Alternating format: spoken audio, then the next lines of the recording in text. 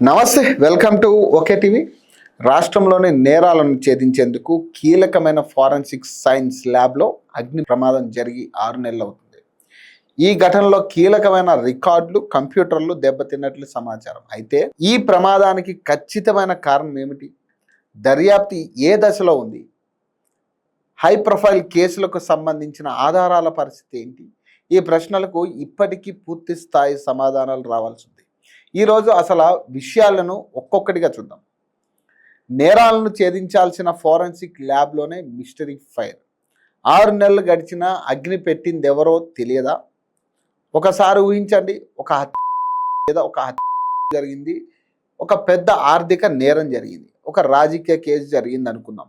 పోలీసులు నిందితుడిని పట్టుకున్నారు, కానీ నిందితుడే నేరం చేశాడని నిరూపించేది ఆధారం ఎక్కడ? అప్పుడు పోలీసులు ఎక్కడికి వెళ్తారు? ఫోరెన్సిక్ సైన్స్ ల్యాబ్కి. అంటే పోలీసులు దర్యాప్తులో ఎఫ్ఎస్ఎల్ అనేది ఒక సాధారణ కార్యాలయం కాదు, అది నేర పరిశోధనకు శాస్త్రీయ ఆధారం. ఎలాంటి అత్యంత కీలకమైన ఫోరెన్సిక్ సైన్స్ ల్యాబ్లోనే భారీ అగ్ని ప్రమాదం జరిగింది. కంప్యూటర్లు దెబ్బతిన్నాయి, సైబర్ ఫోరెన్సిక్ విధానం దెబ్బతింది, ప్రాపర్టీ రూమ్ ప్రభావితమైంది, లైబ్రరీ, కాన్ఫరెన్స్ హాల్ సహా పలు ప్రాంతాలు దెబ్బతిన్నాయి. 40కి పైగా కంప్యూటర్లు దెబ్బతిన్నాయని అప్పట్లో అధికారులు తెలిపారు. మరి ఇప్పుడు ఆ ఘటనకు దాదాపు 6 నెలలు అవుతుంది. కానీ ఒక్క ప్రశ్న మాత్రం ఇంకా ప్రజల ముందే ఉంది. ఈ మంటలు ఎలా మొదలయ్యాయి? మొదట అసలు ఏం జరిగింది? 2026 ఫిబ్రవరి 7న హైదరాబాద్ నాంపల్లిలోని తెలంగాణ ఫోరెన్సిక్ సైన్స్ ల్యాబ్లో అగ్ని ప్రమాదం జరిగింది. అధికారిక సమాచార ప్రకారం ఉదయం సుమారు 10 గంటల సమయంలో మంటలు గుర్తించారు. ఫైర్ సిబ్బంది రంగంలోకి దిగింది. మధ్యాహ్నం వరకు మంటలను అదుపులోకి తీసుకొచ్చారు. ఈ ప్రమాదంలో కంప్యూటర్ ఫోరెన్సిక్ ల్యాబ్తో పాటు కొన్ని అనుబంధ గదులు, లైబ్రరీ, కాన్ఫరెన్స్ హాల్ తదితర ప్రాంతాలు దెబ్బతిన్నాయి. నాంపల్లి పోలీసులు కేసు నమోదు చేశారు. పోలీస్ ఫైర్ డిపార్ట్మెంట్ కారణాలను పరిశీలిస్తామని చెప్పారు. అంటే మొదటి రోజే ఇది షార్ట్ సర్క్యూట్ అని అధికారికంగా తేల్చేయలేదు. దర్యాప్తు పూర్తి చేస్తామని చెప్పారు. ఫైర్, పవర్ విభాగాలు అభిప్రాయాలు తీసుకుంటామని చెప్పారు. నిపుణుల అభిప్రాయాలు తీసుకుంటామని చెప్పారు. అంతేకాదు, నాగ్పూర్కు చెందిన ఫైర్ ఫోరెన్సిక్ నిపుణుల సహాయంతో కారణాన్ని విశ్లేషించే ప్రయత్నం జరిగినట్లు కూడా వార్తలు వచ్చాయి. ఇక్కడే నా ప్రశ్న మొదలవుతుంది. 6 నెలల తర్వాత ఆ దర్యాప్తు ఫలితం ఏమిటి? ఇక రెండవ ప్రశ్న, అసలు ఏమేం కాలిపోయాయి? ఇది చాలా ముఖ్యమైన విషయం. ఎఫ్ఎస్ఎల్లో ఫైర్ జరిగింది అని చెప్పడం ఒక విషయం, కానీ ఏ గదిలో ఫైర్ మొదలైంది, ఆ గదిలో ఏ వస్తువులు ఉన్నాయి, ఎన్ని కంప్యూటర్లు దెబ్బతిన్నాయి, ఎన్ని హార్డ్ డిస్కులు దెబ్బతిన్నాయి, ఎన్ని ఫిజికల్ ఫైల్స్ దెబ్బతిన్నాయి, ఎన్ని కేసులకు సంబంధించిన ప్రాపర్టీ ప్రభావితమైంది, ఏ డేటా పూర్తిగా రికవర్ అయింది, ఏ డేటా రికవరీ కాలేదు, ఇవి ఒక్కొక్కటిగా ప్రజలకు స్పష్టంగా తెలియాలి. ఎందుకంటే ఎఫ్ఎస్ఎల్లో ఉన్న ప్రతి వస్తువు సాధారణ వస్తువు కాదు. ఒక హార్డ్ డిస్క్లో ఒక కేసుకు సంబంధించిన డిజిటల్ ఆధారం ఉండొచ్చు, ఒక ఫైల్లో ఒక కేసుకు సంబంధించిన విశ్లేషణ ఉండొచ్చు, ఒక ప్రాపర్టీ రూమ్లో నేరానికి సంబంధించిన మెటీరియల్ ఉండొచ్చు. కాబట్టి ఫైర్ వల్ల నష్టం జరిగింది అనేది సరిపోదు. ఎంత నష్టం జరిగింది, ఏ కేసులకు సంబంధించినది, దాని ప్రభావం ఏమిటి అనేదే అసలు ప్రశ్న. ఇప్పుడు వస్తుంది అత్యంత చర్చనీయాంశమైన అంశం. ఓటుకు నోటు కేసు ఫైర్ జరిగిన వెంటనే రాజకీయంగా పెద్ద చర్చగా మొదలైంది. ప్రతిపక్షం నుంచి అనుమానాలు వ్యక్తమయ్యాయి. ప్రత్యేకంగా ప్రస్తుత ముఖ్యమంత్రి రేవంత్ రెడ్డి నిందితుడిగా ఉన్న ఓటుకు నోటు కేసుకు సంబంధించిన ఆధారాలు ఏమైనా ప్రభావితమయ్యాయా అనే ప్రశ్నలు వచ్చాయి. ఇక్కడ మనం ఒక విషయం చాలా క్లియర్గా చెప్పాలి. అనుమానం వేరు, ఆధారం వేరు. రాజకీయ ఆరోపణ వేరు, అధికారిక రికార్డు వేరు. ఎఫ్ఎస్ఎల్ డైరెక్టర్ శిఖా గోయల్ ఇచ్చిన వివరణ ప్రకారం ఓటుకు నోటు కేసుకు సంబంధించిన 16 మెటీరియల్ల ఆబ్జెక్టులు 2015లో ఎఫ్ఎస్ఎల్కు వచ్చాయి. వాటిని పరిశీలించి నివేదికలు కోర్టుకు సమర్పించారు. ఆ కేసుకు సంబంధించిన మెటీరియల్ను 2021లోనే కోర్టుకు తిరిగి ఇచ్చినట్లు ఆమె తెలిపారు. అంటే ప్రమాదం జరిగిన రోజు ఆ 16 వస్తువులు ఎఫ్ఎస్ఎల్లో లేవని అధికారిక వాదన. ఇది మనం ప్రజలకు చెప్పాలి. అయితే అక్కడితో ప్రశ్నలు పూర్తయ్యాయా? లేదు. ఎందుకంటే ప్రజలు అడిగే తదుపరి ప్రశ్న, సరే ఆ 16 వస్తువులు కాలిపోలేదు మీరు చెప్తున్నారు, అయితే ఎఫ్ఎస్ఎల్లో ఉన్న ఇతర కేసుల పరిస్థితి ఏమిటి? అదే అసలు ప్రశ్న. ఫోన్ ట్యాపింగ్ కేసు గురించి కూడా మాట్లాడాలి. ఇది మరో హై ప్రొఫైల్ అంశం. ఇది ఎఫ్ఎస్ఎల్ డైరెక్టర్ చెప్పిన వివరాల ప్రకారం 2024 నుంచి 2026 జనవరి వరకు ఫోన్ ట్యాపింగ్ కేసుకు సంబంధించి మొత్తం 136 మెటీరియల్ ఆబ్జెక్టులు ఎఫ్ఎస్ఎల్కు వచ్చాయి. వాటిలో ఎక్కువ భాగం ఇప్పటికే సంబంధిత అధికారులకు తిరిగి ఇచ్చినట్లు తెలిపారు. మిగిలిన 7 వస్తువులు ప్రమాద సమయంలో ఎఫ్ఎస్ఎల్లో ఉన్నప్పటికీ అవి సురక్షితంగా ఉన్నాయని అధికారులు చెప్పారు. అంతేకాదు వాటి పరిశీలన పూర్తయిందని, నివేదికల ప్రక్రియలు కొనసాగుతుందని కూడా అధికారులు తెలిపారు. అంటే ఇక్కడ కూడా అధికారికంగా ఒక క్లారిటీ ఇచ్చారు. హై ప్రొఫైల్ కేసుల కీలక ఆధారాలు కాలిపోయాయి అనే వాదనను ఎఫ్ఎస్ఎల్ తిరస్కరించి ఇది కూడా మనం చెప్పాలి. కానీ అప్పుడు ఇంకో ప్రశ్న వస్తుంది. అన్నీ సేఫ్ అయితే అసలు ఫైర్ ఇన్వెస్టిగేషన్ ఎక్కడుంది? ఇదే నా ప్రధాన ప్రశ్న కూడా. ఒక సాధారణ కార్యాలయంలో ఫైర్ అయితే షార్ట్ సర్క్యూట్ కావచ్చు, ఎలక్ట్రికల్ ఫెయిల్యూర్ కావచ్చు, ఇంకేదైనా కారణం కావచ్చు. కానీ ఇది ఏ కార్యాలయం? Forensic science lab. అంటే నేరాలను ఛేదించడానికి ఆధారాలను శాస్త్రీయంగా పరిశీలించే స్థలం ఇది. అక్కడే అగ్ని ప్రమాదం జరిగింది. అందుకే ప్రజల అనుమానం కూడా సహజంగానే ఎక్కువ. అసలు ఫైర్ ఎలా మొదలైంది? ఈ ఒక్క ప్రశ్నకు అధికారికంగా స్పష్టమైన సమాధానం రావాలి. ఇప్పుడు ఒక కీలకమైన అంశం. ఫైర్ జరిగిన వెంటనే పోలీసులు ఆ ప్రదేశాన్ని సీల్ చేశారు. ఇది సాధారణ ప్రక్రియ. ఎందుకంటే ఫైర్ తర్వాత కూడా అక్కడ ఆధారాలు ఉండొచ్చు.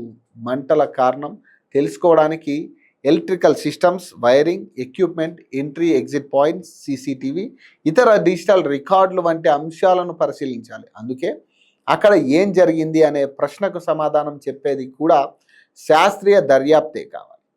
ఇక్కడ నాకు ప్రజల తరపున కొన్ని ప్రశ్నలు ఉన్నాయి. 1, సీసీటీవీ ఫుటేజ్ ఏం చెబుతుంది? 2, ఫైర్ మొదలైన ఖచ్చితమైన ప్రాంతం ఏది? 3, ఎలక్ట్రికల్ ఫాల్ట్ ఏదైనా గుర్తించారా? 4, ఫైర్ ప్యాటర్న్ గురించి నిపుణుల నివేదిక ఏమంటుంది? 5, డ్యామేజ్డ్ కంప్యూటర్లో డేటా ఎంత రికవర్ అయ్యింది? 6, ఏ కేసు రికార్డ్స్ ప్రభావితమయ్యాయి? 7, ఏ కేసు రికార్డ్స్ పూర్తిగా ఇంటాక్ట్గా ఉన్నాయి? 8, ఫైర్కు ముందు, ఫైర్ సమయంలో, ఫైర్ తర్వాత అక్కడ ఎవరు ఉన్నారు? ఇవి అనుమానాలు పెంచడానికి అడిగే ప్రశ్నలు కావు. దర్యాప్తుపై ప్రజలకు నమ్మకం కలిగించడానికి అడగాల్సిన ప్రశ్నలు. రాజకీయ కోణం కూడా యాడ్ అవుతుంది. ఫైర్ జరిగిన వెంటనే బీఆర్ఎస్ నాయకులు దీనిపై అనుమానాలు వ్యక్తం చేస్తూ ఉన్నారు. ప్రత్యేకంగా ఓటుకు నోటు కేసును ప్రస్తావిస్తూ న్యాయ విచారణ కోరారు. మరోవైపు కాంగ్రెస్ నాయకులు ఈ ఆరోపణలను రాజకీయ ప్రచారంగా కొట్టిపారేశారు. అంటే ఒకవైపు కుట్ర అనే ఆరోపణ, మరోవైపు రాజకీయ దుష్ప్రచారం అనే కౌంటర్. కానీ ప్రజలకు కావాల్సింది ఈ రెండూ కాదు. ప్రజలకు కావాల్సింది ఫైర్ కారణం ఏంటి? ఎవరైనా కుట్ర జరిగిందని చెబితే ఆధారం చూపించాలి. ఎవరైనా ఇది ప్రమాదమే అంటుంటే దానికి సంబంధించిన దర్యాప్తు నివేదిక చూపించాలి. ఇదే ప్రజాస్వామ్యంలో సరైన పద్ధతి. మరోవైపు పెద్ద ప్రశ్న డిజిటల్ డేటా. ఇది అసలు చాలా సీరియస్ అంశం. ఇప్పుడు 6 నెలల తర్వాత మనం వెనక్కి చూసుకుంటే ఫిబ్రవరి 7న ప్రమాదం, పోలీస్ కేసు నమోదు, ఘటనా స్థలం పరిశీలన, ఫైర్ పవర్ విభాగాల అభిప్రాయాలు, నిపుణుల పరిశీలన, డేటా రికవరీ ప్రయత్నాలు, కొన్ని విభాగాలు తిరిగి పనిచేయడం, తర్వాత 6 నెలలు. ఇంతకాలం తర్వాత కూడా ప్రజలకు ఒక క్లియర్ టైం లైన్ కావాలి. ఎప్పుడు నివేదిక వచ్చింది? ఏ నిపుణుడు ఏం చెప్పాడు? పోలీసులు ఈ కోణంలో ఏ దర్యాప్తు చేశారు? ఎవరెవరిని ప్రశ్నించారు? ఎలక్ట్రికల్ ఫాల్ట్ నిర్ధారణ అయిందా? ఏదైనా మానవ జోక్యం అనుమానం వచ్చిందా? సీసీటీవీ ఫుటేజ్ పరిశీలన పూర్తయిందా? డేటా రికవరీ ఎంతవరకు పూర్తయింది? కేస్ ప్రాపర్టీ ఆడిట్ పూర్తయిందా? ఇవి బయటకు వస్తేనే ప్రజలకు పూర్తి చిత్రం తెలుస్తుంది. ఇంకో ఆసక్తికరమైన పరిణామం కూడా ఉంది. జూలై 2026లో తెలంగాణ ఎఫ్ఎస్ఎల్లో 57 మంది కొత్త ఫోరెన్సిక్ నిపుణులను నియమించినట్లు అధికారికంగా వార్తలు వచ్చాయి. డిఎన్ఏ ఎనాలిసిస్, డిజిటల్ ఫోరెన్సిక్స్, అలాగే నార్కోటిక్స్ వంటి విభాగాలను బలోపేతం చేయడమే లక్ష్యమని అధికారులు తెలిపారు. అంటే ఎఫ్ఎస్ఎల్ వ్యవస్థను బలోపేతం చేసే పని ఒకవైపు జరుగుతుంది. కానీ అదే సమయంలో ఫిబ్రవరిలో జరిగిన అగ్ని ప్రమాదంపై పూర్తి ట్రాన్స్పరెన్సీ కూడా అవసరం. రెండూ కలిసి జరగాలి. ఎందుకంటే కొత్త సిబ్బంది రావడం మంచిదే, ల్యాబ్ ఆధునీకరణ మంచిదే, డిజిటల్ ఫారెన్సిక్స్ బలోపేతం కావడం మంచిదే. కానీ గతంలో జరిగిన ఒక్క పెద్ద ఘటనపై ప్రజల అనుమానాలకు సమాధానం ఇవ్వడం కూడా అంతే ముఖ్యం. ఇప్పుడు నేను ప్రభుత్వాన్ని అడిగే ప్రశ్నలు ప్రభుత్వం తప్పు చేసిందని నేను చెప్పడం లేదు, ఎవరైనా కుట్ర చేశారని కూడా నేను చెప్పడం లేదు. కానీ ప్రభుత్వం సమాధానం చెప్పాల్సిన ప్రశ్నలు ఇవి. ఎఫ్ఎస్ఎల్ అగ్ని ప్రమాదంపై తుది దర్యాప్తు నివేదిక వచ్చిందా? రాకపోతే ఎందుకు రాలేదు? ఫైర్కు ఖచ్చితమైన కారణం ఏంటి? ఎలక్ట్రిక్ షార్ట్ సర్క్యూట్ అని తేల్చారా? అయితే దానికి సంబంధించిన టెక్నికల్ రిపోర్ట్ ఎక్కడుంది? ఎన్ని కంప్యూటర్స్ దెబ్బతిన్నాయి? వాటిలో ఎంత డేటా రికవరీ అయింది? ఎంత ఫిజికల్ కేస్ రికార్డ్స్ ప్రభావితం అయ్యాయి? మొత్తం కేస్ ప్రాపర్టీ ఆడిట్ పూర్తయిందా? సీసీటీవీ ఫుటేజ్ పూర్తిగా పరిశీలించారా? ఏదైనా అనుమానాస్పద మూమెంట్ గుర్తించారా? ఎఫ్ఎస్ఎల్లో ఫైర్ సేఫ్టీ సిస్టమ్ సరిగ్గా పనిచేశాయా లేదా? ఘటనకు ముందు ఎలక్ట్రికల్ సేఫ్టీ ఆడిట్ ఎప్పుడు జరిగింది? ఇకపై ఇలాంటి ఘటన జరగకుండా ఏం చర్యలు తీసుకున్నారు? ఇవి ప్రతిపక్ష ప్రశ్నలు మాత్రమే కాదు, ప్రజల ప్రశ్నలు. చివరగా ఒక ముఖ్యమైన విషయం, ఈ కథను మనం కేవలం రేవంత్ రెడ్డి కేసు ఫైళ్లు కాలిపోయాయా అనే రాజకీయ కోణంలో మాత్రమే చూస్తే అసలు సమస్యను మిస్ అవుతాం. ఎందుకంటే ఎఫ్ఎస్ఎల్లో ఒక రాజకీయ నాయకుడి కేసు మాత్రమే ఉండదు, అక్కడ సాధారణ ప్రజల కేసులు ఉంటాయి, హత్య కేసులు ఉంటాయి, లైంగిక నేరాల కేసులు ఉంటాయి, సైబర్ క్రైమ్ కేసులు ఉంటాయి, డ్రగ్స్ కేసులు ఉంటాయి, వేలాది మంది బాధితులకు న్యాయం దక్కాల్సిన కేసులు ఉంటాయి. ఒక ఆధారం పోతే ఒక కేసు బలహీనపడవచ్చు, ఒక నివేదిక ఆలస్యమైతే ఒక న్యాయ ప్రక్రియ ఆలస్యం అవుతుంది. అందుకే ఎఫ్ఎస్ఎల్ అనేది కేవలం పోలీస్ డిపార్ట్మెంట్లోని మరో భవనం కాదు, అది న్యాయ వ్యవస్థకు వెళ్ళే ఆధారాల మధ్యవర్తి. అందుకే నేను చివరగా ఒకటే చెప్తున్నా, ఫైర్ జరిగింది సరే, నష్టం జరిగింది సరే, డేటా రికవరీ చేస్తున్నారు సరే, ముఖ్యమైన కేసుల ఆధారాలు సేఫ్ అని అధికారులు చెప్తున్నారు సరే, అయితే ఆ అగ్ని ఎలా మొదలైంది? అదే ప్రశ్నకు మాత్రం 6 నెలల తర్వాత కూడా ప్రజలు సమాధానం కోసం ఎదురు చూస్తే అది కేవలం ఒక ఫైర్ యాక్సిడెంట్ కాదు, అది అకౌంటబిలిటీ కదా. ఎందుకంటే నేరస్తుని పట్టుకోవాల్సిన వ్యవస్థలో, నేరానికి సంబంధించిన ఆధారాలను కాపాడాల్సిన వ్యవస్థలో అసలు ఆధారాలు ఎలా మంటల్లో చిక్కుకున్నాయో తెలుసుకోవడం కూడా ప్రభుత్వం బాధ్యతే. కుట్ర జరిగింది అని ఎవరైనా చెబితే ఆధారం చూపించాలి, కుట్ర ఏమీ లేదు, ప్రమాదమే అని ప్రభుత్వం చెబితే ఆ మాటకు ఆధారంగా దర్యాప్తు నివేదిక చూపించాలి. అంతే. ప్రజలు కోరేది రాజకీయ డ్రామా కాదు, ప్రజలు కోరేది నిజం. ఎందుకంటే ఫారెన్సిక్ ల్యాబ్లో కాలిపోయింది కేవలం కొన్ని పేపర్లు, కొన్ని కంప్యూటర్లు మాత్రమే కాదు, అక్కడ ఉన్న ప్రతి ఆధారం వెనుక ఎవరికో న్యాయం దక్కాల్సిన హక్కు ఉంది.